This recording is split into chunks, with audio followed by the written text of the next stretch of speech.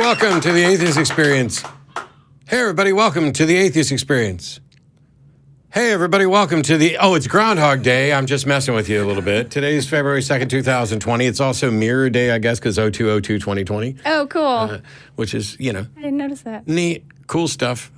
Somebody would say cool math stuff, but it's not actually math. It's just symbology. It's OCD people's type stuff, like for me. So we're live from Austin, Texas. I'm your host this week, Matt Dillahunty. Joining me, Jenna Belk. Hello. Yay. I got some housekeeping stuff to take care of first because I got some gifts. I got some postcards. And I have one letter, which they put their phone number on it, and I tried to call them, but it's in the UK, and it didn't work out. They had also emailed. So I did try to call, but I'm not going to read the entire thing. This is for Paul Bentley in Surrey, whose phone number ends in 62. I got your letter to let me know that you think you've been trying to contact me by email, but your email is being intercepted and somebody else is replying and pretending to be me. No, they're fucking not. I'm the one that told you to fuck off. So, hey, there you go. Thanks. I just wanted to clear it up. I emailed him back. It was a mess, but he thinks that some immature twat is what he said is pretending to be me, and that's illegal. And I'm like, okay, but thanks. No. Those emails were actually from me. Anyway, on a better front, somebody sent me a Bible, and a Bible that I genuinely care about and love and appreciate and admire. It's not a Christian Bible. It's the expert at the card table. And so all my magician friends will recognize this gold-edged version of something every card magician should have. So thank you for that. Somebody else sent a binary clock, which I just opened up. So thank you, Jonathan. But you remember we ate bugs. Yeah. And there were people who were upset that they didn't get to quite see your reaction because we went off the air with it. You were not pleased. I forgot to mention I'm also a very picky eater, and it was a protein bar, so it could have just been the protein bar that I didn't like. Maybe. There was something about the flavor. I don't think it was necessarily the bugs. There was something about the flavor that just wasn't good. So somebody sent us a bunch of buttons like eat a bug, I did, eat bugs. They're all pro-eating bug things. Cool kids eat bugs, all that. They also sent us some edible black ants in this exact same container that you would want all of your food to come in, a plastic test tube. But you can consider them like Pop Rocks, maybe. I guess. I wonder if do they move? And also a bag of roasted crickets, good for you and good for the planet, full of good stuff like protein and amino acids. And so, we have roasted crickets. We're not going to start the show by eating them, just in case it makes anybody sick, but we'll probably get to it. We probably should bring a trash can in here. Yes. At some point. So, on the last show, we had a discussion about answering prayer. Mm-hmm. And I suggested that if God's answers are yes, no, and maybe, that perhaps people should just email or send in postcards with prayers to me. Cool. Because I could answer them at least as effectively, if not better, than any God. And so the first postcard from here, it's got pictures of Yale on it, and it's from Dave, and it says, "Now that you answer prayers, I pray for a front row seat when I arrive for the shows on Sunday." And then he's been nice to include little boxes like yes, no, maybe. Keep up the great work. And so my original thought was I'll just say maybe. But I've decided to say yes. And Dave's right there in the front row. I have successfully answered the very first prayer that came into the Atheist Experience, and with a definitive yes. So you're very welcome, Dave. You didn't do anything to earn it or deserve it. That was a gift from God. Dear Matt, can you help me pray that?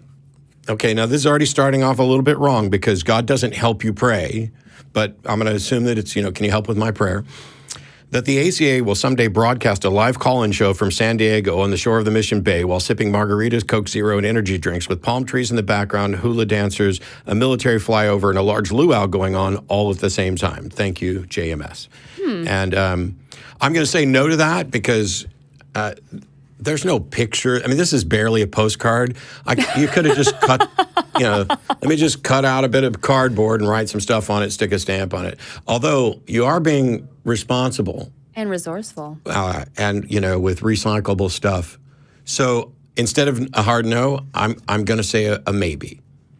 And I think the military flyover is going to be the hard part. But if we wait until World War III, maybe we'll get one as well. Then, so this one came in, and of course it has a cat. I don't even need to read it. Your answer is yes. Now, here we go. This is my prayer request. I want to pray for my hen's healing. And there's little chicken stamps all over. It's adorable. There's a pink Hello Kitty sticker. There's chicken stamp, and it's just good stuff. I want to pray for my hen's healing. She had a stroke and is limp on one side. I want her to be able to walk again. Thy will be done. Amen. You included it. Thy will be done. I greatly appreciate this, and I am going to focus right now and heal your hen. And if this doesn't work, it's because you lacked enough faith to allow me to do this healing.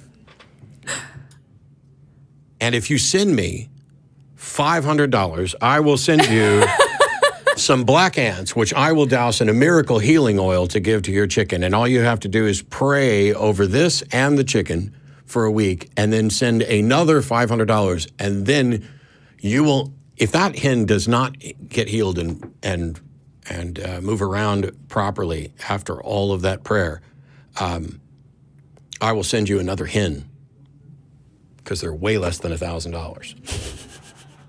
Anyway, thanks everybody for playing along and doing that. I appreciate the postcards. How are you? I'm doing good. Did you have anything that we needed to address before we jump in on calls and do stuff? Nah, not today. Nope. Well, I don't know, because I like to ask before we start. I mean, how much time do we have? Well, the same as every week. I guess. Give or take. We can talk about it real quick. There's been a song that's been stuck in my head. Oh, boy.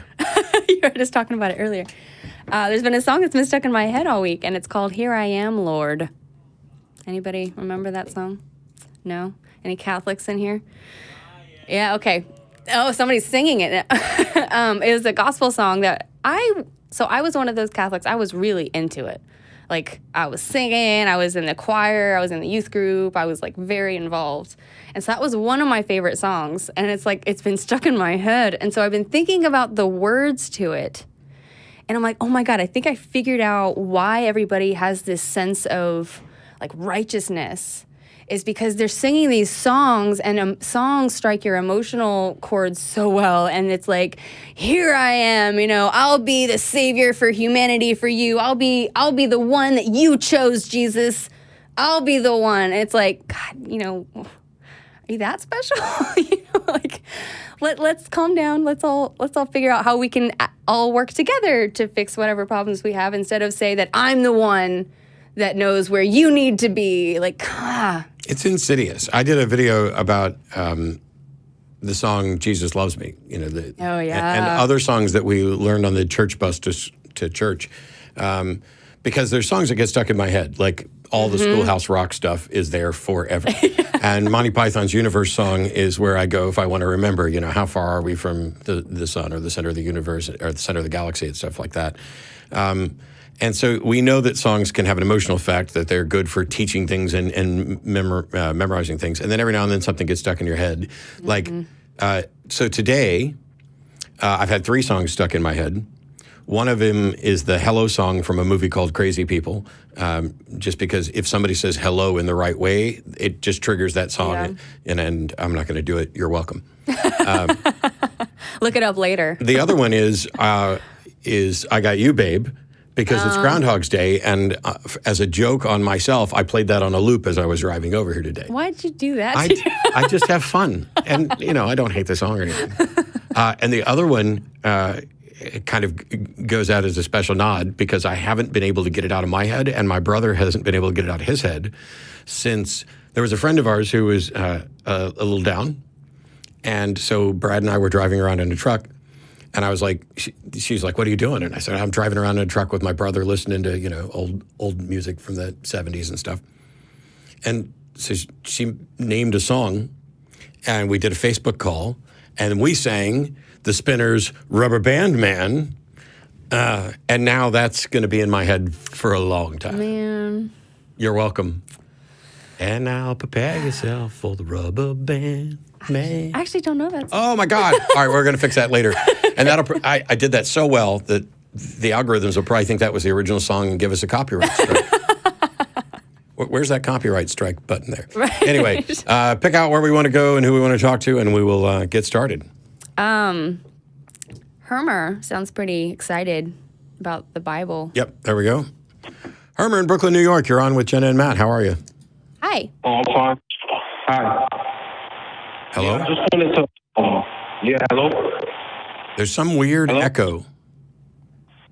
Should I put on speaker? No, I wouldn't, but if you're listening to the stream, you should not be anywhere near that. But go ahead. What's the question or comment? Yeah, I wanted to argue that the Bible is for science and not against it. What do you mean for science? You like the Bible is in favor of we should do science? It supports science in some way. Okay, I don't care. Oh, okay. But can I share my thoughts? Well, given that it's hard to hear you, and I've never said that the Bible doesn't support science in some way, the point is that some of the claims in the Bible are in opposition to the findings of science. Yeah, but in the book of 1 Timothy, chapter 6, it says avoid any oppositions to science. It said what? It says avoid oppositions to science. There's a 1 void. Timothy, chapter 6. Here, let me pull He's it looking up. it up. In the King James Version. Yeah, okay, well, How do you know that's the good one? I'm Wait. sorry. Don't mind me. yeah, I think the biggest problem I'm having is that there's some kind of weird echo or whatever, but which verse? 1 chapter 6. That's the chapter. What verse? No. 1 Timothy 6, verses 27, I believe. Verses 20. Well, there is no 27. No, like somewhere in the end it says avoid oppositions to science. Okay. James Version. I'm looking. But let's just say you're right. Avoid opposition to science. What's that mean? That means to not go against science, to like support science in any way possible, to keep the world going. Okay. Well, is it to keep the word? I don't know. But So because it says that means that everything in this book is proven to be scientifically accurate. That's what that means, just because it says that. I think. That's what you And not think. only that, Lot's wife was turned into a pillar of salt. And you think that actually happened? Yep. What evidence do you have that Lot's wife was turned to a pillar of salt? Yeah, but my sweat tastes like salt too. And every human in this planet, sweat tastes like salt too. So because you think that sweat... Hold on. Let's see if we're following you real quick, because there's a lot of echo. Are you saying that because sweat tastes like salt, that means that a person was turned into salt? Yes, in the past, but not now. Yeah, that's not science you're doing, and it's nothing remotely like science. That is science. It's supernatural science. There's no such thing as supernatural science. That's people making claims about the supernatural and labeling it science, but that's not what science is. Science is necessarily based in methodological naturalism, and so it doesn't make proclamations about the supernatural at all. And the fact that sweat may taste salty in no way demonstrates that a book that claims that Lot's wife turned into salt is accurate. I mean, to me, I think it's accurate. Okay. Well, Can you prove it? I can't prove it, but if you see me face to face, I believe I could show that God exists. How? Why would it need to be face to face? And to answer Jenna's question, how? Because God could somehow shed his light on me, something like that. Something like that. That's proof? I mean, yep, that's proof. If you see me face to face, I believe you'll see the proof of God's existence. Wait, say that again? Have other people seen you face to face? Yes, they have seen me face to face, and they believe that God exists. So literally everyone who's ever seen you face to face believes that God exists. Correct. Wow. But my head turned back, and then you was irrational, just like when Lot's wife had her head turned back. Does it only work in person, or could you like post a YouTube video and then everybody could see your face and we'd all be convinced that God exists? I would prefer in the street. Someone see me face to face in the street, and they'll see that God exists. Oh, so you're walking down the street, and literally anybody who's seen you walking down the street believes in God? Yes. Wait, do you seriously believe this stuff? Are you true. kidding? I don't think you're serious. I'm serious. Okay. Okay. Thanks for calling. I don't think that for somebody to say that they sincerely believe that they're walking down the street and therefore everybody that they look in the face believes in God. Yeah, I don't believe, well, it's hard to say that somebody doesn't actually believe something because you have no idea whether or not somebody's particularly stable or rational or, you know, I mean, we're just taking live calls here. That's true. And there's almost nothing that someone could call it, this is Poe's law, to say you couldn't come up with a fake belief about religion that would be impossible for somebody to believe. But science, or the scientific methods, first of all, they don't make any claims for or against the supernatural. They just don't get to consider it. There's nothing that is like supernatural science. It's, you know, like this study of the supernatural isn't in the realm of the sciences yet. Maybe it will be once somebody can actually demonstrate some mechanisms or show that things happen. But saying that because sweat is salty, that confirms that Lot's wife was turned into a pillar of salt, that's just bizarre. Yeah, and the reason that I'm just skeptical about believing this part is this: we do get troll callers, and so it's not that I think that is just such a ridiculous thing that nobody could ever believe it. It's just that I'm maybe I am saying that. I think that was a troll caller. Yeah, and so I skimmed through 1 Timothy and didn't find anything, but I also did a quick Google search about what the Bible says about science, and I'm finding a ton of verses.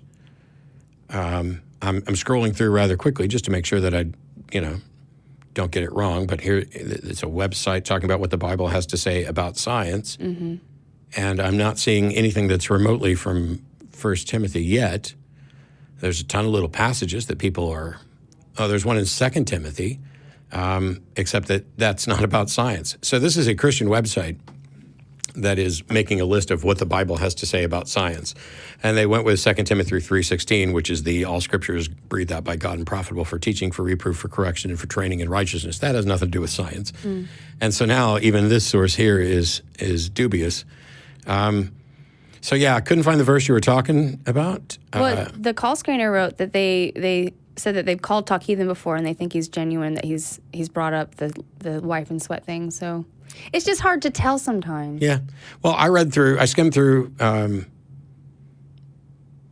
There's also a message here. 1 Timothy 6:20. O Timothy, keep that which is committed to thee by trust, avoiding profane and vain babblings and opposition of science. So yeah, that's a letter from Paul to Timothy saying, don't oppose science. Cool. And the thing is, he called in because he seemed to think that we thought the Bible was telling people don't believe science.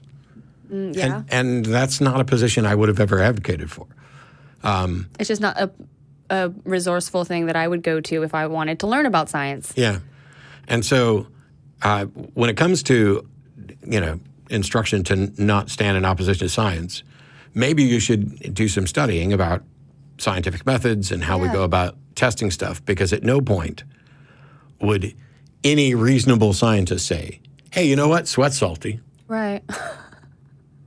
I think that confirms that Lot's wife, because what's the connection to Lot's wife in the story? And none of that. We're spending way too much time. Well, but just to be fair, just because it could have been a genuine caller, and if it is, I'm sorry that I wrote you off. But maybe look into the biology behind sweat and why it tastes like salt.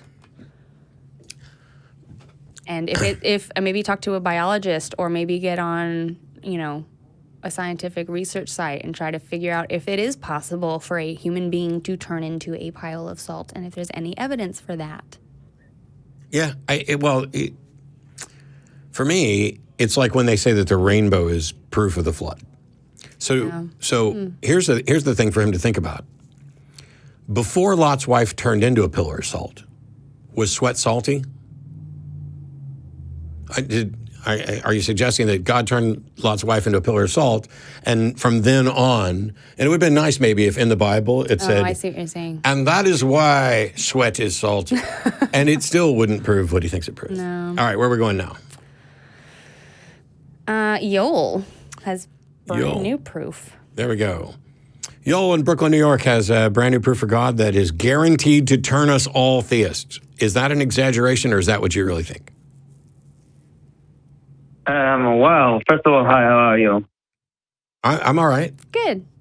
Thanks. That's great. Good to hear. Like, I feel a little like a God, because I can see you, you can't see me. Hopefully, after the call, you will be able to see God. Maybe. Well, okay. So, it says you have a brand new proof for God that is guaranteed to turn us all theists. So, is it guaranteed or not? I haven't said the word guaranteed. Okay. But I guess the one that actually wrote it down actually felt that way, so I might be wrong. Is it right? Okay. Okay, great. And by the way, if in case you will get convinced, I guess you will have to change the show name to from Atheist Experience to Atheist Experience. But I would suggest you should keep on the show, because it's a lot of fun so far. Oh, thank you. Awesome. I suspect it's getting ready to be a lot of fun here in just a second. Hopefully. I actually do appreciate very, very much your irrational and illogical approach. Sure, and actually, that's exactly what I'm trying to appeal to. Well, let's get to your proof. But before I want to start about it, I just want to make sure. Why is there a before? We just chit-chatted. Why is there a before? Why can't people just present the proof? No, I wanted to present the proof. I just want to make sure that we're on the same page of what we call the Big Bang. Is there a problem with that? If you have a problem with it, I'll just skip that. Okay, go ahead and make sure we're on the same page with regard to the Big Bang. Is that what you said? No, but about the Big Bang itself.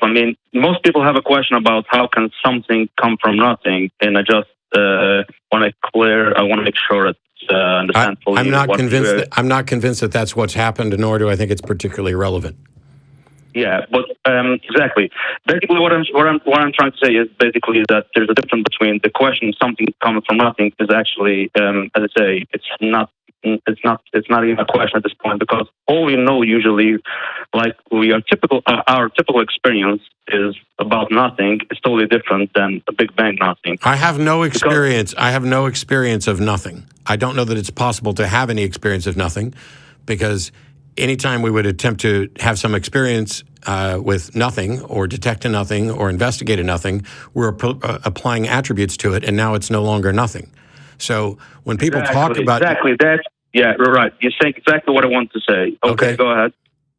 No, I just want you to get to the proof, because the thing is, so my quick take on Big Bang cosmology, it is in its current state, it is the current best explanation for the facts that we have observed about the universe. It doesn't tell us anything. It doesn't make a declaration of something from nothing.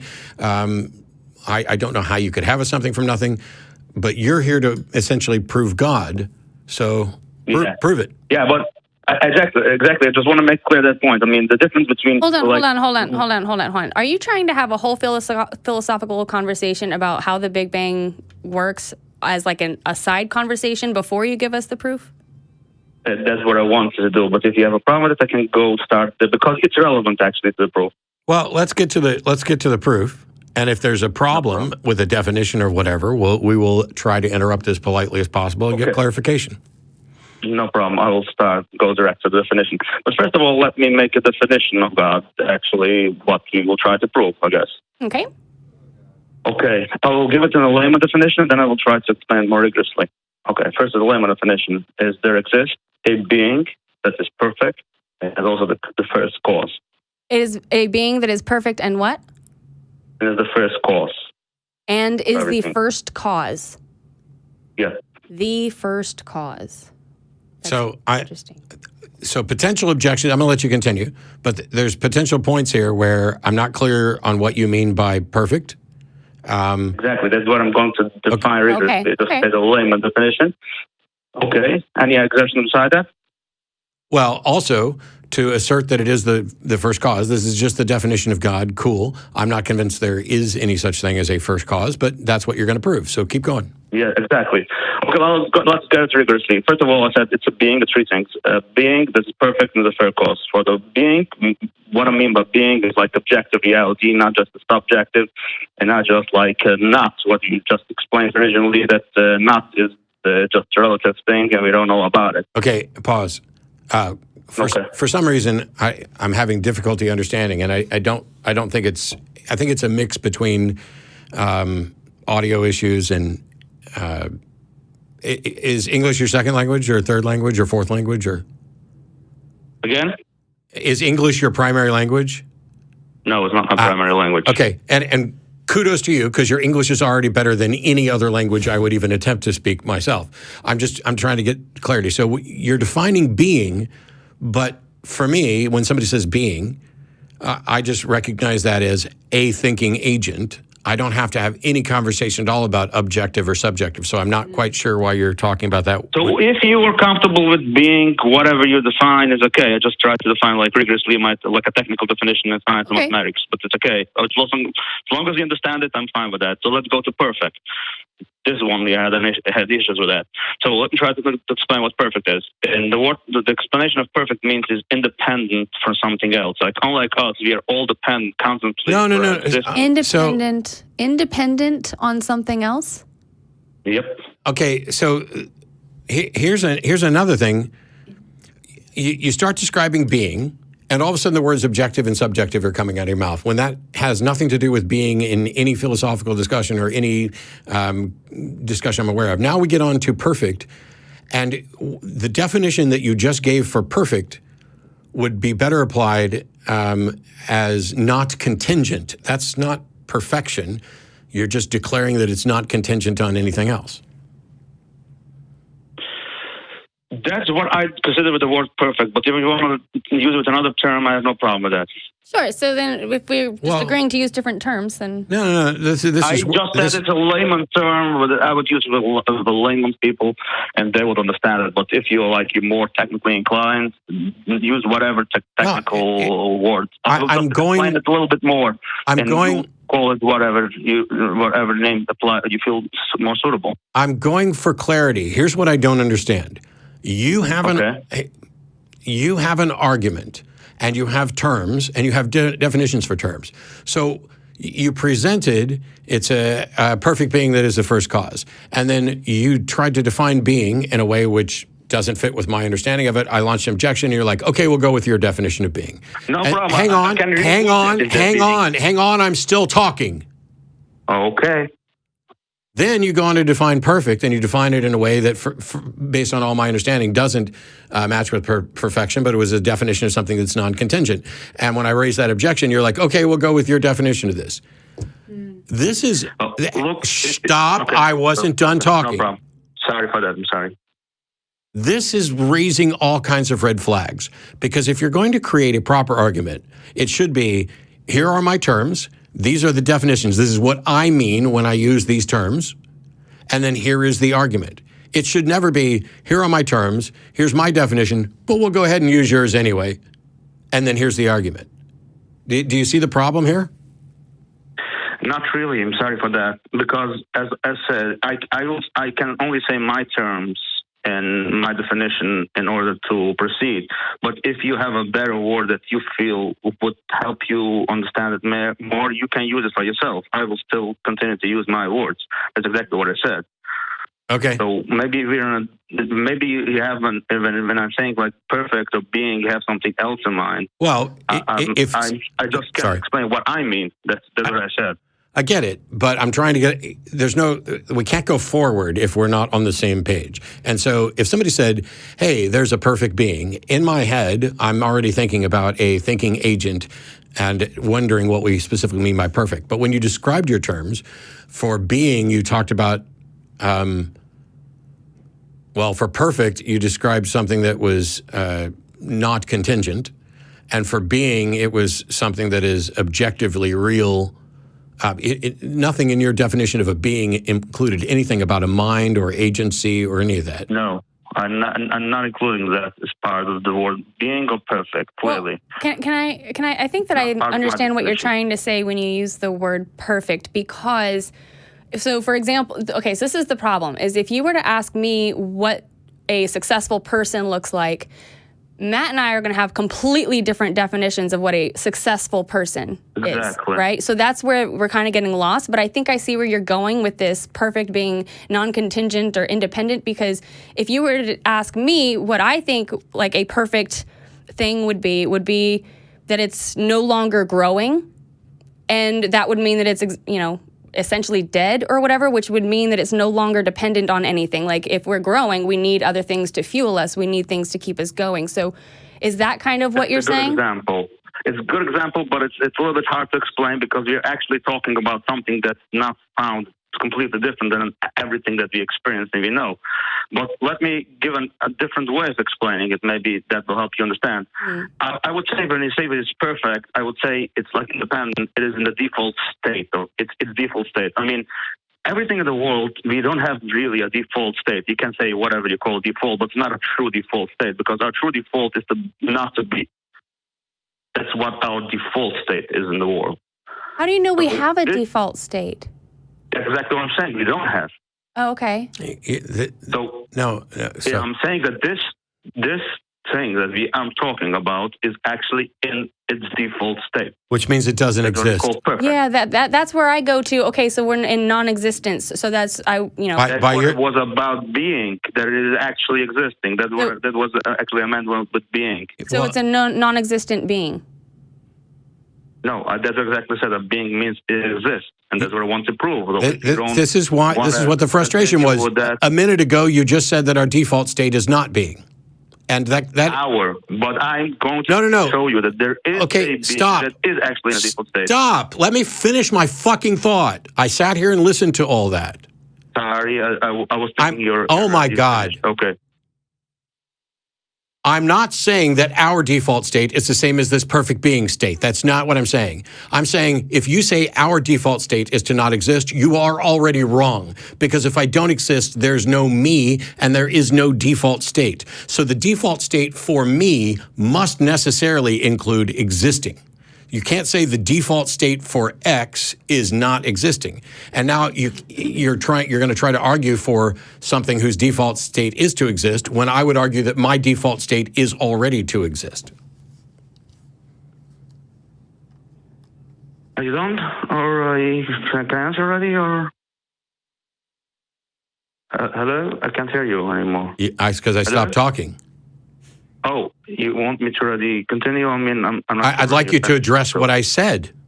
Oh, okay. I wasn't sure that you finished because earlier I was thinking you're already done, and so but you were still. Okay, so now you know what it sounds like when I'm actually done. Things get quiet. Okay, no problem. You were quiet then for a second, but okay, I will wait longer. No problem.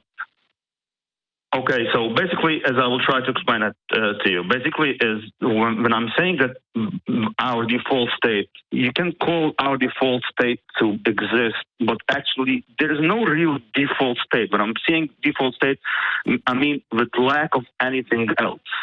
Wait, there's no real default state, but this is what? Exactly. That's what I'm trying to say. There's no real default state. What the fuck does any of this have to do with proving that God exists? Let's get to that, because everything that you've said is, as far as I can tell, wrong.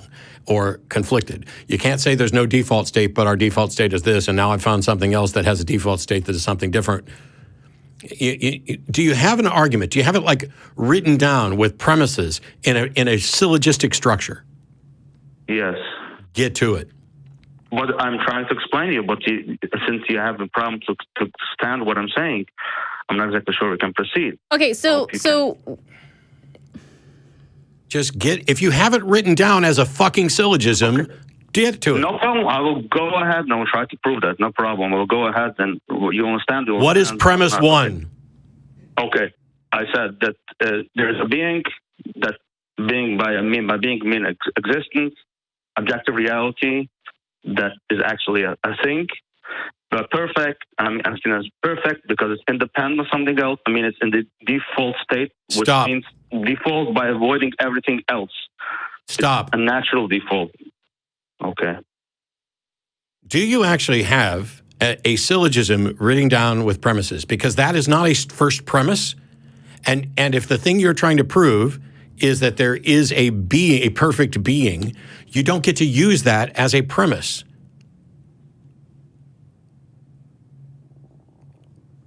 Why not?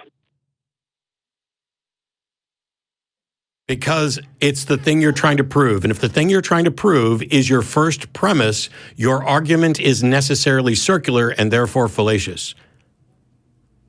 Okay. Well, let me continue. But I have not. Wait, do you understand what that means? So, no problem. Okay. Do you understand what that means? No problem. Okay, no problem. I will go. Yoel. Yoel. Oh, no problem. Yoel, Yes. do you understand what that means? I understand what he means, but I have not done. I'm not yet done with the definition. So then how? Okay, so do you know? I asked you for the first premise. Do you have it? What do you call with the word premise? I'm not exactly sure. Okay, you need to go study logical syllogisms because you cannot make an argument and call in and tell me that you have an actual syllogism with premises and then say, what's a premise?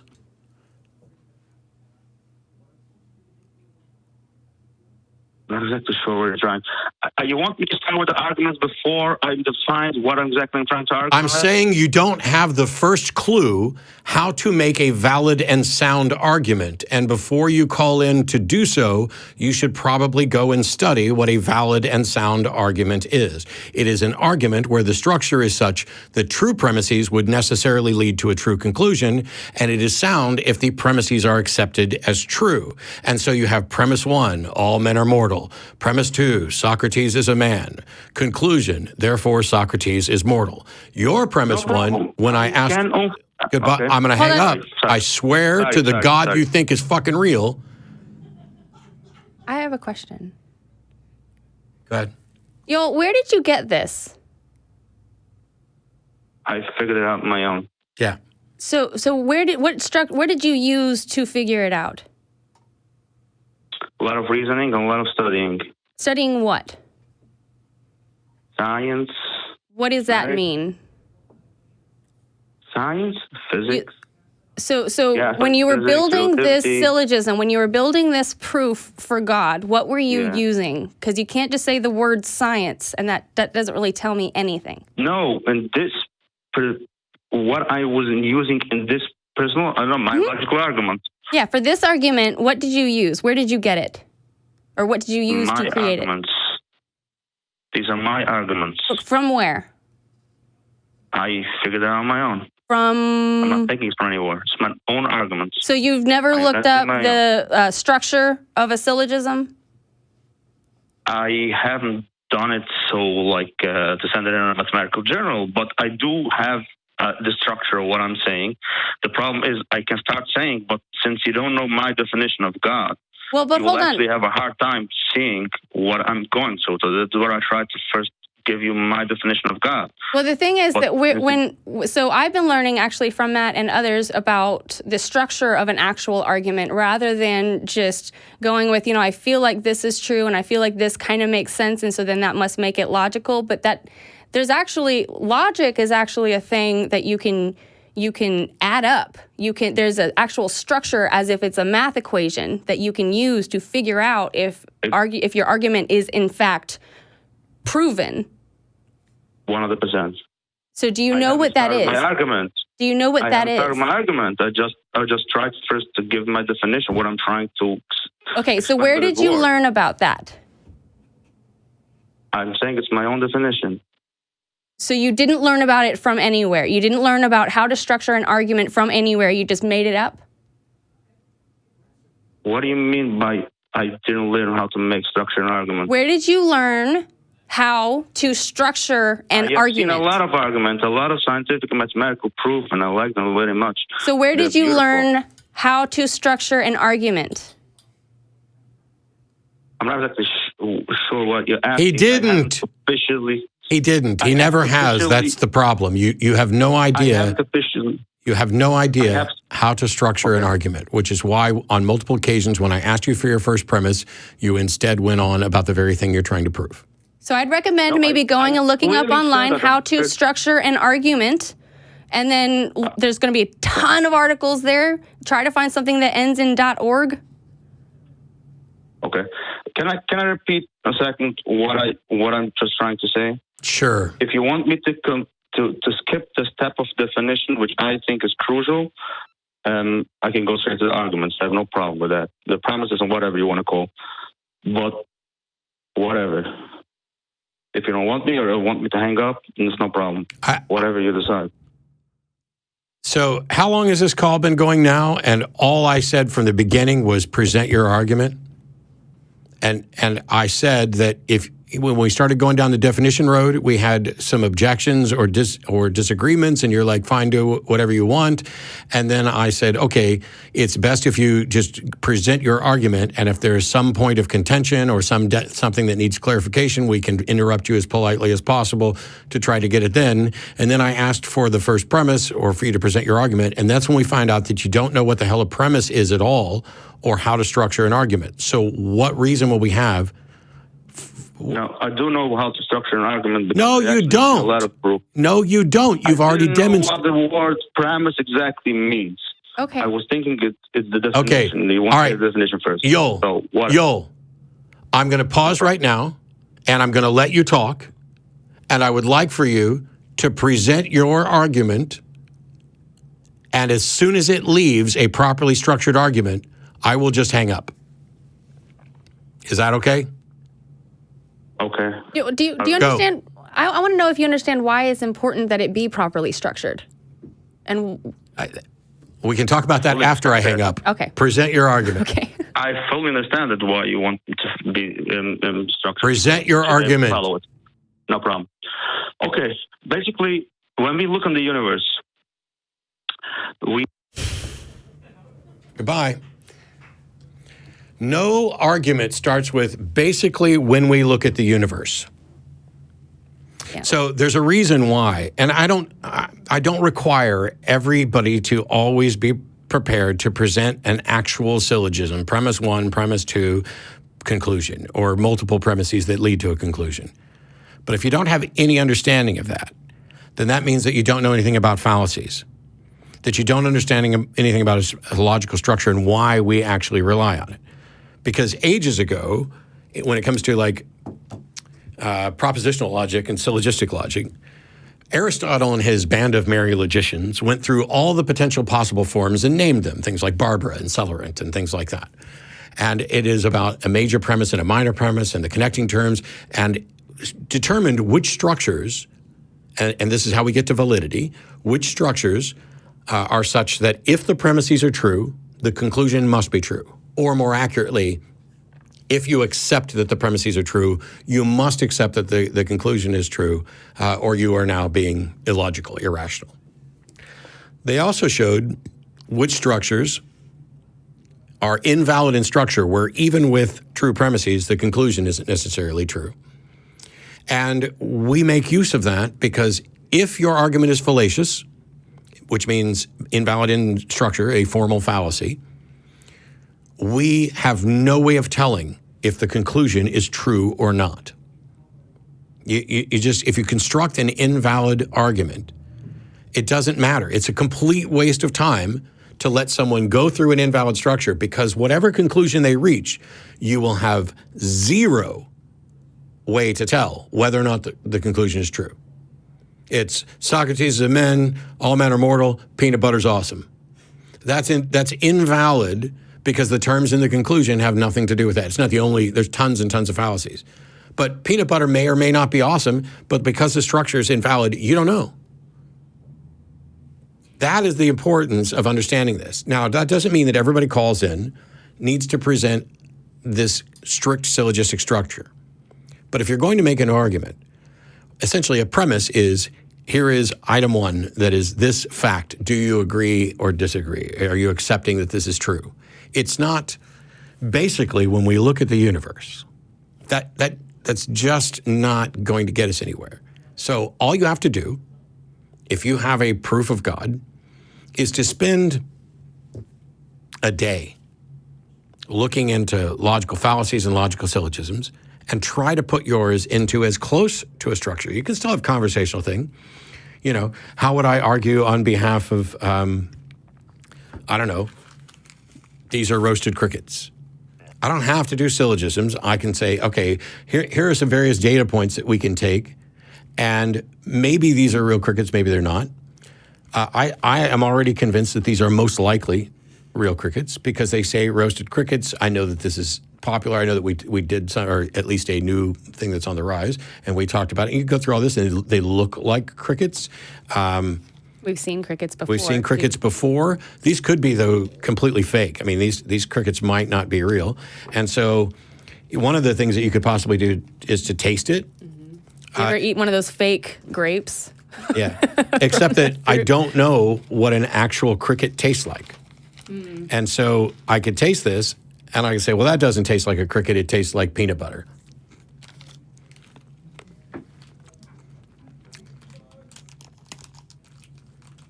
That's pretty good.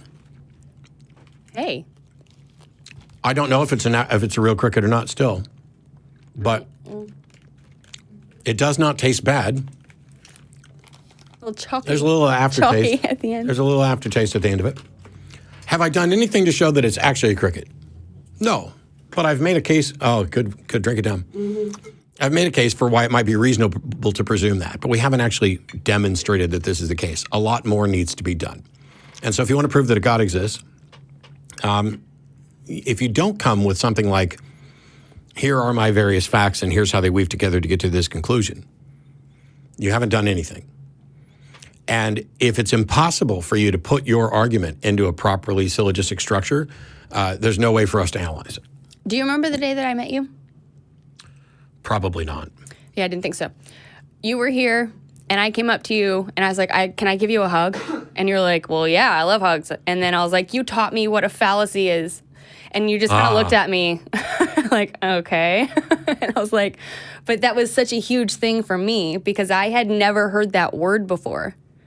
This is a little bit over a year ago. I didn't know what a fallacy was. Yeah. And so then after I started looking it up, I'm like, oh my God, I do that. Oh, I do that too. I do that too. I do that. And I was like, I need to start all over again. So start from scratch. I recommend if you are learning how to build your own structural argument and you want to know if it's actually flawed or not, maybe look up, like Matt said, what fallacies are. And that might be very helpful to show you how easy it is to be tricked. Yeah. Because there's so many little, like a little twist here and just a tweak there, and all of a sudden the whole meaning of it completely changes. Yeah. I'd say the best thing to do is run over to Wikipedia and look up validity versus soundness. There's a pretty good article there, or there has been, to cover the difference between validity and soundness. And there'll be links to other things, and follow those around and spend a day soaking that up. And then there's also websites like Your Fallacy Is that will go through logical fallacies and help you figure those out. But at the end of the day, I don't know how much of the problem was one of language or definitions. But the reason there were red flags right off the bat is if I say, here are my definitions that I'm going to be using in this argument, and whoever I'm talking with says, oh, that's not how I understand that term. As a matter of fact, what you just defined has a different term. You can say, okay, use whatever term you want in your head, but here's what I mean, and that's important. So on that front, he's right. But if you are so non-standard, it's like, I'm going to say peanut butter is awesome. And by peanut butter, I mean little insects that crawl around on the ground, and if you roast them and pull their legs off and add a little salt, that's what I'm going to call peanut butter. All right, well, now we've already departed. Because to me, that's cricket. Okay, fine. Just use cricket in your head. But know that when I say peanut butter, you should translate that to cricket. That's too much. Mm-hmm. And if you're doing this for being and for perfect, and who knows, maybe you're doing it for exist as well. Oh, by exist, I don't mean it actually exists. I mean it's a concept in our heads. Yeah.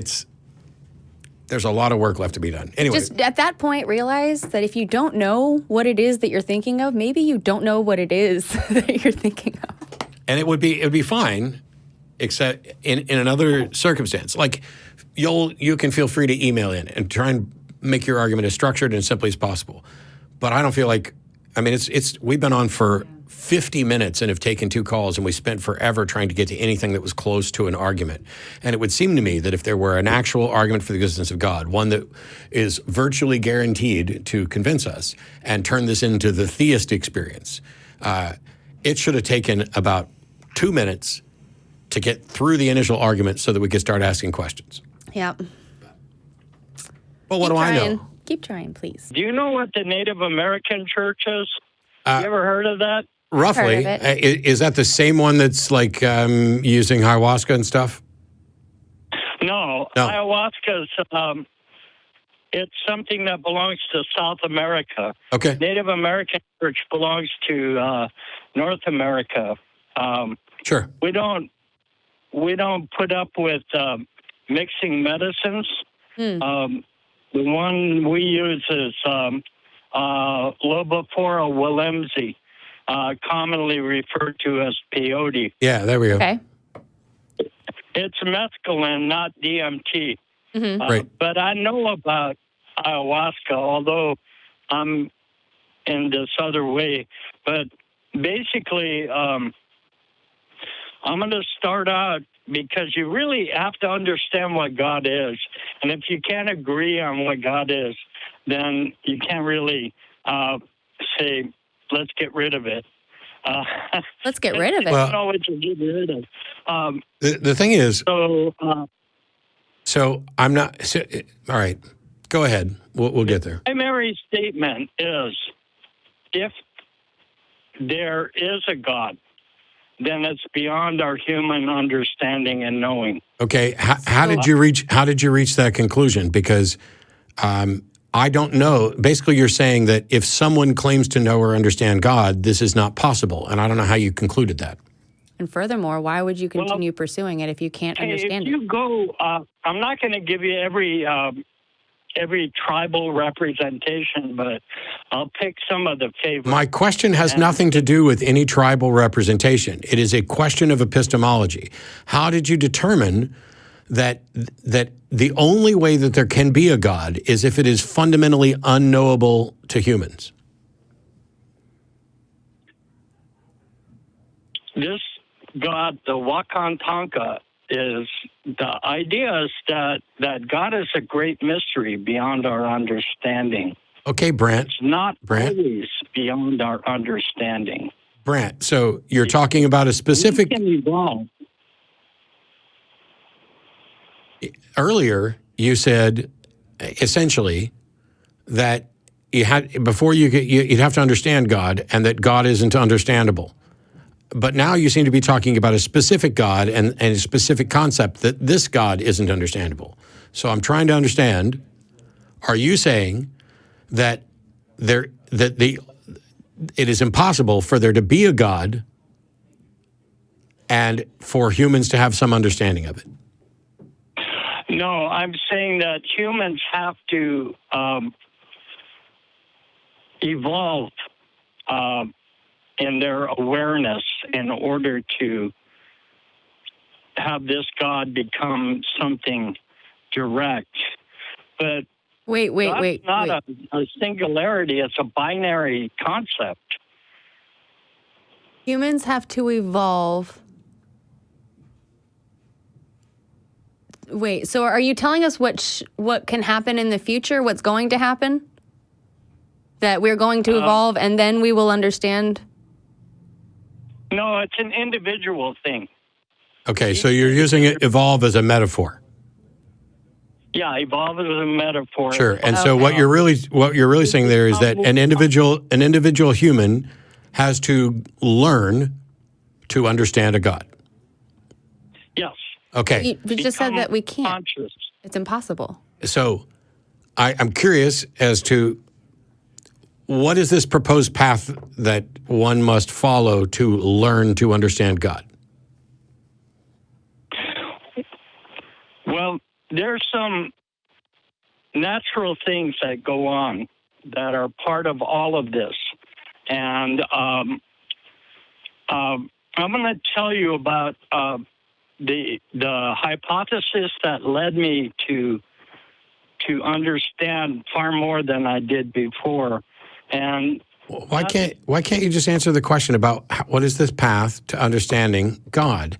Because that's the only thing that matters is what's the path and how do we know that it is the path to understanding God?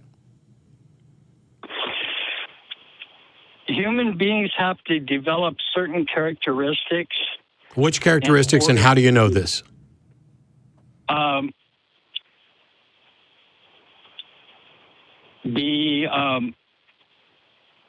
The basic layout goes charity, hope, faith, and love. Now, you're going to have a problem with faith, but I'm not talking about gullibility or confirmation, because you can only have faith and truth. No. Okay. We're going off a little tangent. Do you just mean confidence in truth? No, it's not confidence. Okay, what do you mean in truth? What is it in truth that I need to have? Okay, it is an agreement. You encounter truth and you agree with that truth. You are in that agreement, you're in harmony. It's a harmonious situation. How do you tell what's true? Huh? How do you tell what's true? By the harmony. Wait, so if there's no harmony, then that means that whatever it is false? So, like... harmony between what? They're disharmonious. Harmony between what? Huh? Harmony between what? Between yourself and the truth. If But you can't be harmonious in what you recognize as truth, then it can't be truth. Okay, it is true that I am holding my glasses between my first two fingers of my right hand. Yeah. Okay. That is true to the best of my ability to discern truth, and I am in agreement with it. Where's the harmony? Are you just saying I agree with it? I have confidence that it's true? The harmony starts with I have faith that you are holding your glasses. No, you can look at the damn screen.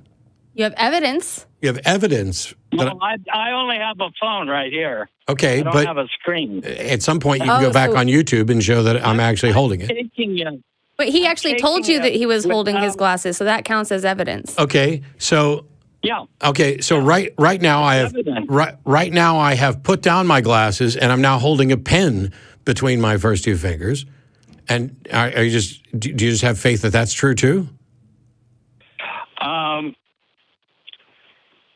I'm going to trust you until...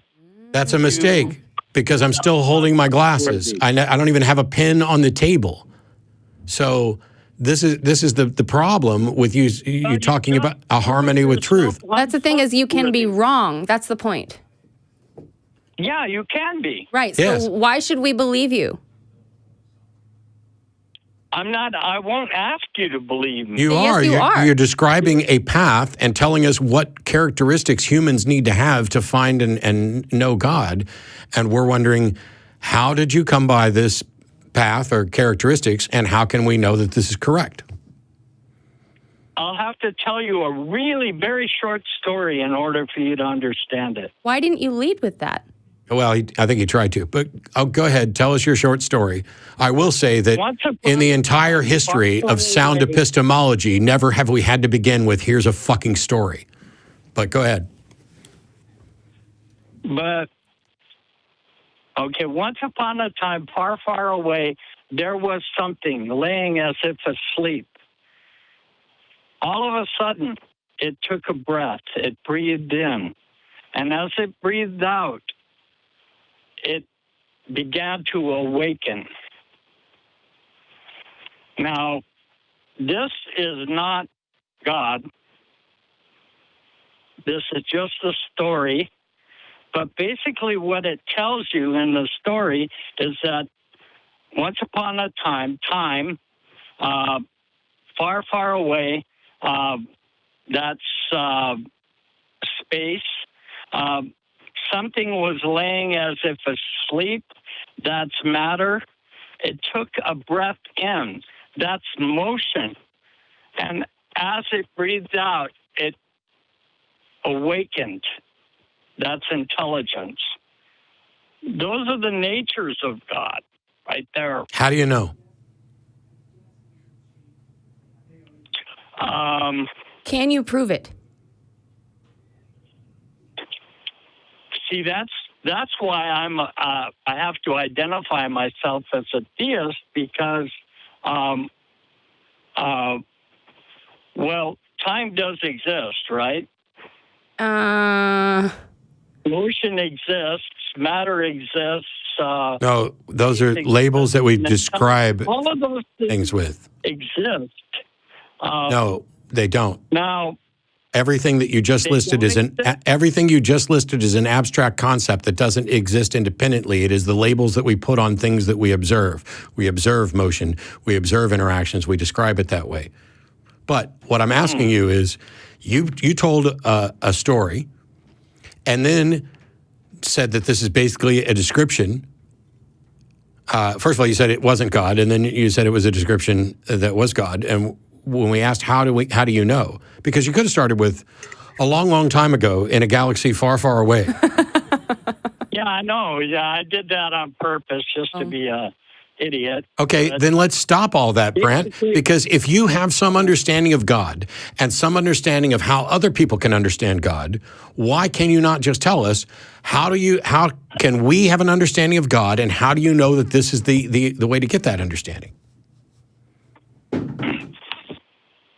Well, there's another equally short story. And we'll hear it from somebody else. Oh, I'm sorry. I pushed the button. Well, no, I was just going to say that when you start with all these stories and you're trying to say that you have evidence for a God, then we're talking about reality. So when you start telling these stories and starting them off with once upon a time and far, far away, you're just making it look even more silly to us because it already looks like a silly story. And you're not helping your case when you do that. Yeah, so you told a story, a poem, that was potentially an incredibly beautiful metaphor. Deep, insightful. Seems really deep. And all we cared about was, is it true and how do you know it's true? Because there's countless stories like that describe all kinds of different things or could be interpreted in such a way that they describe all kinds of different things. Mm-hmm. That's the thing. When you tell a story like that, you can interpret the breath as anything. You can interpret the movement as anything. Like you can interpret however you feel like it at that time. And that doesn't mean that, therefore, what I feel is true and you have to believe it too. And the more ambiguous or poetic the tale is, the more prone it is to interpretation. Because what you described could have been describing, I don't know, the origin of the universe. Or it could have been, a dragon sleeping, and it's when you start adding those details to the poem, now all of a sudden you're making proclamations that this is a story that's going to lead us to a truth. And we're not saying you're wrong. All we're saying is, how do you know that that's leading you to a truth? How do you know that the truth that you've discovered is true? Yeah, and you can't just talk about... faith, but not the faith you're talking about. By faith, I mean harmonious with the truth. Well, from a philosophical standpoint, truth may not even be attainable. There may be no way to say X is in fact true. We may be forever blocked at just based on my current understanding of the universe that I apparently inhabit, this seems to be the case. And that's why, for me, the definition of truth is that which is compatible with the universe that I experience. Now, obviously, within this universe, that includes truths like delusions and hallucinations and things like that. And we have the ability to discern some of those things. But if you're just going to come with a poem, once upon a time, and, there is a path to God, and it starts with charity and harmony, or charity and faith and hope and love, I think, or whatever. Mm-hmm. I mean, but God is love. I've been charitable. I have hope. I think hope was one of them. Faith, hope, and charity. I love, and I have tried to be harmonious with the truth. And one of the ways that to whatever extent I'm clear on the understanding of that, one of the ways to be harmonious with the truth is to have rigorous standards of evidence such that you want, like I say, I want to believe as many true things and as few false things as possible. And you have to have both parts of that. Mm-hmm. Because if you want to believe as many true things as possible, you just believe everything. And if you want to believe as few false things as possible, you believe nothing. Mm-hmm. So what I'm saying is I want my map of reality in my head to match reality as best as I can. And I do it knowing I'm going to make mistakes, that we all make mistakes. But one of the ways to minimize the mistakes you make is to not go by interpretations and stories and here's how I feel about it. Or, and I'm sure I'll get emails about this as well, I'm going to get high on peyote or ayahuasca or whatever, and then I'm going to have an experience and I'm going to reach the conclusion that this experience I had leads me to some bigger truth, something that I couldn't have understood without the drugs. Something that I couldn't have understood, set the drugs aside, something I couldn't have understood without hearing that story and sitting down thinking about it, being a contemplative. That's not a reliable path to truth. Just like you taking it on faith, whether or not I'm holding glasses or a pen, is not a reliable path to truth. One of the two of us has rigorous standards to try to be as consistent and harmonious with the truth as possible. And the other one doesn't. Yeah. And I guess that's the heart of it. We got several godless heathens waiting. William in Omaha thinks that he can prove that there is no God. So this will be fun because that's interesting. I'm probably going to disagree with you too. But welcome, William. Hi. Hey, Matt. Hey, Jenna. Thanks for taking my call. Matt, I wanted to ask you about that card magic book you mentioned earlier, because I'm an amateur magician too, and I didn't get a chance to write down the name. You should already know it. It's The Expert at the Card Table by S.W. Erdnase. The Expert at the Card Table, thanks. And Jenna, I just wanted to thank you. You were you were somebody who helped me find a secular therapist for my anxiety. Oh my God. So I just wanted to give you that thanks up front. Oh, thank you. Hooray. Yeah, so to the meat and potatoes. Okay. I think I can offer a deductive argument that there is no God. Absolutely no God anywhere. How are we defining God? Okay, so I'm going to add some nuance there because you're totally right. With any good logical argument, there needs to be definitions. So I'm defining God to be an all-knowing being. That's any God that fits that sufficient definition would be part of the scope of this argument. So let me play pocket apologist for a second. Okay. By all-knowing, are you going to argue? So modern apologists, when it comes to the omnis, would say. You want my definition of knowledge? Well, hang on. Would say that God knows everything that can be known, that is not logically inconsistent. That maybe there are some things that cannot be known, but they couldn't be known by anyone, God or not. So if you're going to argue that there's something God couldn't know or for a contradiction, modern apologists would just say that doesn't do anything because God has all knowledge that is possible. And that's what makes it unfalsifiable. Yeah. I have heard that. The way I'm going to structure this argument is I'm going to talk about knowledge as justified true belief, I understand you have a different definition, but for the sake of what I'm talking about, sure. I'm just going to use justified true belief. Go for it. And what I'm saying is an all-knowing God is a God that knows all true things and has a justification for all true things that it knows. Okay, go ahead. So this is a proof by contradiction. It's a way of structuring an argument where you use an argument or a premise that you're trying to disprove. Right, reductio ad absurdum. And then show, P implies not P implies not P. Gotcha. So my first premise is that the incompleteness theorem holds. The incompleteness theorem is a mathematical theorem that I've learned about at my time at university. And it basically states that no axiomatic system is complete and consistent. For the sake of what we've kind of been talking about on the show, or what you've been talking about on the show, rather, consistent can just mean sound for the sake of what we're talking about. So no axiomatic system is complete and sound. If excuse me, I'm just going through my notes.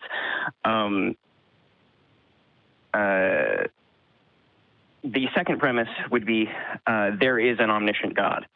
So those two things, you could come to the conclusion that the incompleteness theorem necessarily has to fail. So the theorem initially proved that piano arithmetic is impossible to be completely understood, in the sense that there will always be questions that we will be able to ask that cannot be answered within the math system that we're working in. So if there is, say, this isn't going to disprove that God.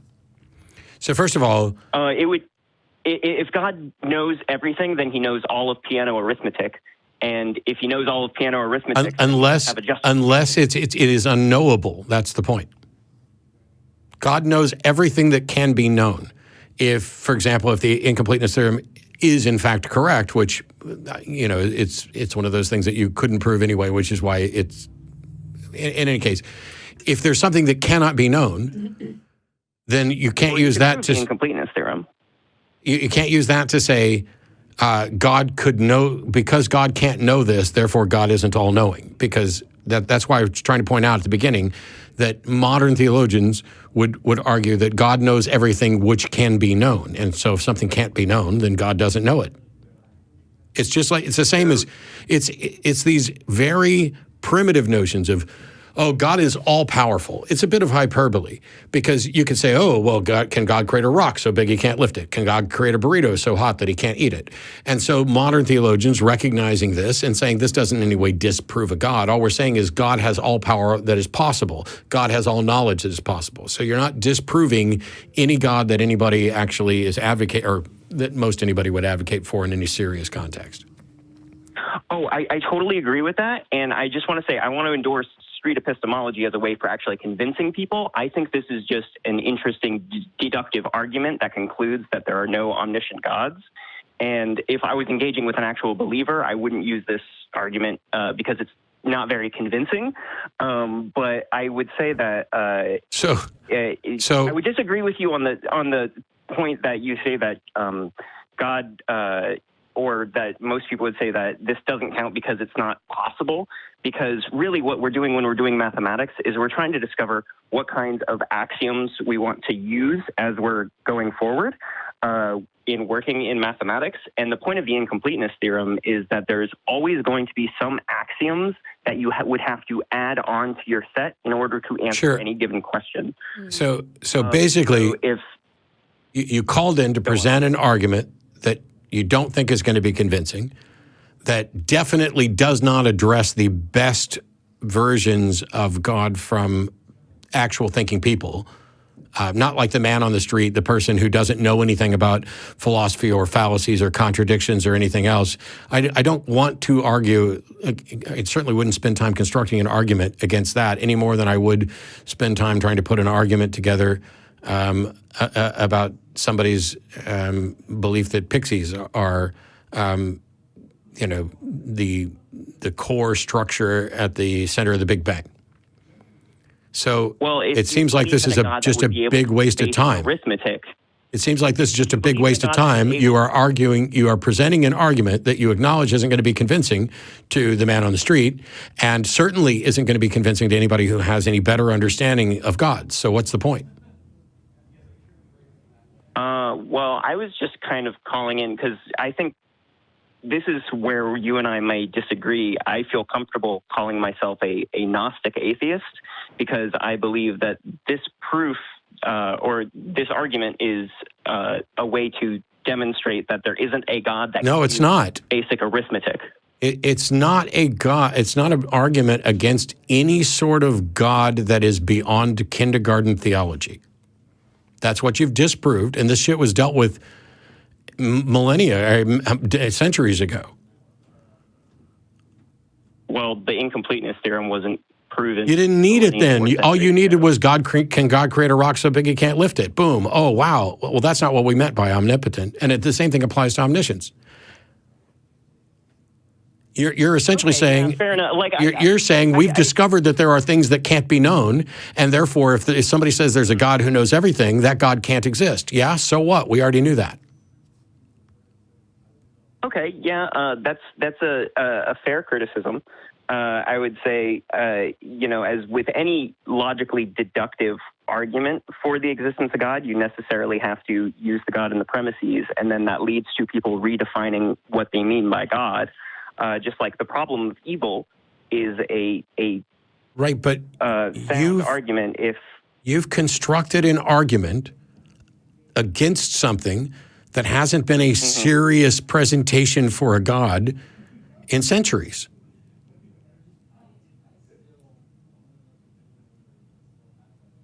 Okay, I mean, if like that is okay. Did you bother? So one of the things is, of course, it's not going to be convincing. But it's also irrelevant because if you're going to sit down and you're going to have a conversation with somebody who has bothered to look into any of this, they're going to say, at what point did I say that my God knows everything, including things that can't be known? Well, but clearly there are some things in axiomatic systems that can be known because we know them. Okay, then God knows those things, but he doesn't, pointing out that he can't know some things that can't be known.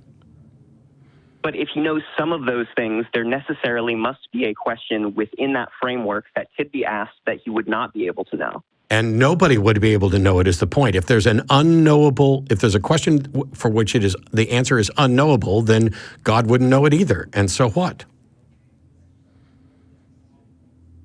Well, okay, so if that's a fair point. You make a really good point, and I definitely wanted to have any fallacies pointed out if they're there. And it's not so much a fallacy. It is you are arguing against a definition that has already been kind of tossed out ages ago, with even before we had Gödel's incompleteness theorem and other things, because it's like, can God make a married bachelor? These things which lead to a contradiction, which is why for ages theologians have offered that, first of all, it's difficult to point to anything. Like, let's take the Bible. The Bible doesn't say that God is omniscient, omnipotent. None of those words are in there. It suggests that by suggesting that God knows all things. At no point does it suggest God knows things which are unknowable. It's just God knows things that we don't know. Like the theist would come back and say, God understood Gödel's incompleteness theorem before anybody and before it had ever been thought of or suggested. That's what we mean by a God being essentially all-knowing. Well, I see what you're saying. But what I'm trying to say is that if God and I could come to some agreements, like say the piano axioms of arithmetic, there would be some questions that I would be able to pose to God that he would say, I don't know. Would you know the answer? I guess of course not. Okay, so how is that an argument against God knowing all things that are knowable? Well, I don't have to know all things that are knowable. God has to know all things that are knowable. But if God told you that there was an answer, how would you prove him wrong? How would you prove him wrong? Well, there does have to be an answer. A proposition is either true or it's false. No, a proposition is either true or not true. Okay, yes, true or not true. And Technically, what it is, logical negation. what it is doesn't mean that we know what it is, and whether or not you or I know or understand what it is doesn't mean that. And if in fact we think that we can't know, then essentially we're saying that if an answer is proffered by someone else, that answer must necessarily be unfalsifiable, at least in theory now by us, which doesn't prove that God doesn't know all things that are knowable. I agree with you. Maybe if I gave a more concrete example, what I'm saying might be a little more clear. So there is a proposition in mathematics called the Riemann hypothesis, completely unknown if it's true or false, but it could be put into a propositional statement. And you and I would agree, probably, that it's either true or not true. We don't know the truth. I can agree that now. Yeah, and so if God knows all things, he would know the truth value of that claim. How do you know if that? it's knowable, if the truth value is knowable, whether or not something has a truth value is independent from whether or not that truth value is knowable. Can you say that one more time? Whether or not something has a truth value, which everything would in the true, not true, it is independent from whether or not that truth value is knowable. Yes. And whether or not we know is independent from whether or not a God knows. And so all of these things don't line up to the point where the only God that you can disprove with an argument like this is a God that has been already defined in such a way that it's susceptible to logical contradictions. But if modern theologians are saying that God has all power that is not logically impossible, or that God knows all things that are knowable, then that removes that contradiction, the potential from it. It makes God unfalsifiable. So if you try to claim that you're falsifying an unfalsifiable God, you've already made a mistake. I don't think that's exactly what I'm trying to say. No, So, you're trying to define God in such a way that it's falsifiable and then falsify it. But your definition of God is problematic. So, okay, I hear what you're saying. What I'm trying to say is, excuse me, let me gather my thoughts for a second. I'm just looking at my notes. What I'm trying to say is that as mathematicians, we want to add on axioms, and in the situation where we don't know the truth value of something, mathematicians will sometimes say, well, if we add this on as an axiom, if we assume it's true or assume it's false, what happens? If we're talking about any kind of system, I'm sorry, I lost my train of thought. I'm getting a little flustered. I may have to call back later. Okay. It's one thing you might want to dig into whether or not it is locally true versus globally true. Because there are things that are true within a system that aren't true outside that system. So, but in any case, essentially, if somebody, but even if you, essentially, no matter how many axioms you're on. Sorry. If somebody defines their God, you're trying to build a straw man and knock it down of a particular God. Big deal. Mm-hmm. That's a piece of piss. Nothing to it. Been done many times before. How would you show that an unfalsifiable God? How would you falsify the unfalsifiable? And if modern theologians would say God knows everything that is knowable, and you don't know what is or isn't knowable, you can't know. You can't show that God can't know things that are knowable. Wait. Can you say that last part one more time? I'm not sure that I said that exactly correctly. If they've defined their God so it knows everything that is knowable, that's an unfalsifiable proposition. We don't know everything that is knowable. Because we don't know what's knowable. But if they say God knows everything that's knowable, then you would have to show that there's something that is knowable that God does not know. And how can you show what God does or doesn't know? Because if you know it, wouldn't God know it? If I knew it, then God would know it, yes. So this thing fails at several different levels. So how I know the axioms of arithmetic, God would also know those axioms, right? And the ones that you don't know, you can't prove that God does or doesn't. If you know it, then by definition, something that knows whatever is knowable knows it too. Yes. Okay, yeah. I mean, like, I agree with what you're saying. If I know something and there is a thing that knows all things, then of course that thing would also know that. If anything is known or knowable, they're saying God knows that. So I think this kind of plays into why I wanted to use the justified true belief definition of knowledge. Doesn't matter what the definition of knowledge is. Anything that is knowable is they are proposing that God knows it. How could you ever show that God doesn't know something which is knowable? Well, okay. Yes, if you narrowly define the God outside of, I see what you're saying. Yes, you can change your definitions of what God is, and to be able to get out of any argument you choose. Which happened a very, very, very, very, very, very, very long time ago. What you're trying to do is to build a straw man of a God in order to knock it down, and that's the reason why you already recognize it's not going to be particularly convincing. Because it doesn't map to what people believe or what the best thoughts about a God are. Okay, I mean, I see what you're saying. I guess, like, with the people who I am interacting with, they do kind of have, this idea that God could know everything that. Well, okay, I won't say that. I don't want to put words in somebody else's mouth, especially because they're not here to talk to you. But if they're wrong about what God can know, and you can show that, are they going to stop believing in a God, or are they going to redefine God such that God knows everything that's knowable, and not that God can create a burrito so hot he can't eat it?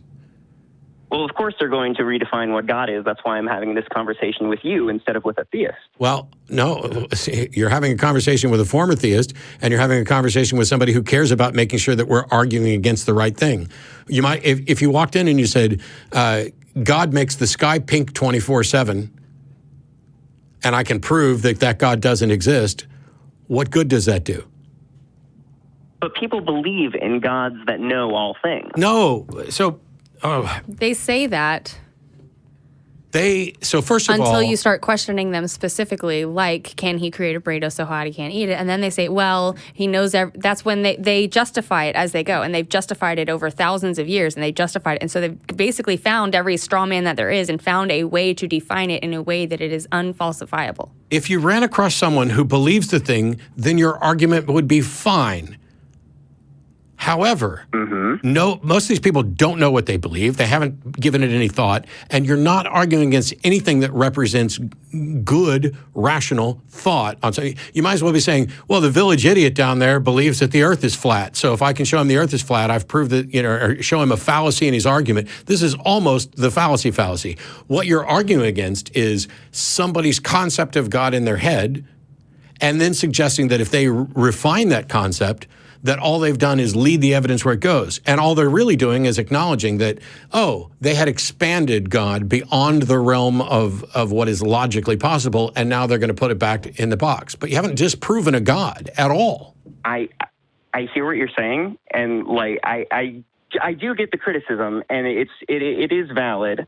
But isn't that kind of the nature of a reductio ad absurdum argument? By the end, it does look absurd. Yes, that's the fucking point. And so if you said there's a God who makes the sky pink, okay, William, I'm going to call into your show and say I can prove there is no God as long as we define God as that which makes the sky pink 24/7. Oh, nobody believes that. Well, there's a guy down the street over here who believes that God makes the sky pink 24/7. Therefore, I've disproved God. No, you haven't. You've proved that guy is wrong. So I would agree that I haven't proved it to that person, but in the sense that I have supplied I hear what you're saying. I'm done. We're past time. I got to go. Thank you for Yeah, calling. have a good one. There's 3 more atheist callers on hold, and there's a show coming up, and we want to get to Discord. There's pizza and stuff here. Quick notes. First of all, thanks for tuning in. My apologies that we're not going to get to the other callers because we're going to do a quick Discord thing. There's going to be food here. This is the Atheist Community of Austin, the Free Thought Library, which is open 7 days a week from 11 to 9. Any atheist or atheist-friendly person is welcome to come down. On the other side of that wall are the folks who make this show happen regularly. All of our crew there taking your calls and doing the video and the audio and all that stuff. If you have questions, you can always email tv@atheist-community.org. If you have prayers that you want to have answered, you can send a postcard, care of God at Atheist-Community or Atheist Community of Austin, 1507 West Koenig Lane, Austin, Texas, 78756. And if the picture on your postcard is pretty enough, it might be a way to bribe God here and into giving you an actual yes. On that note, thanks so much for tuning in. And what's the Mark? Give me the announcement because are we airing it on this channel next? Nonprofits is going to be starting right after this show's over on their own channel. Cool. We'll see you next time. Thank you.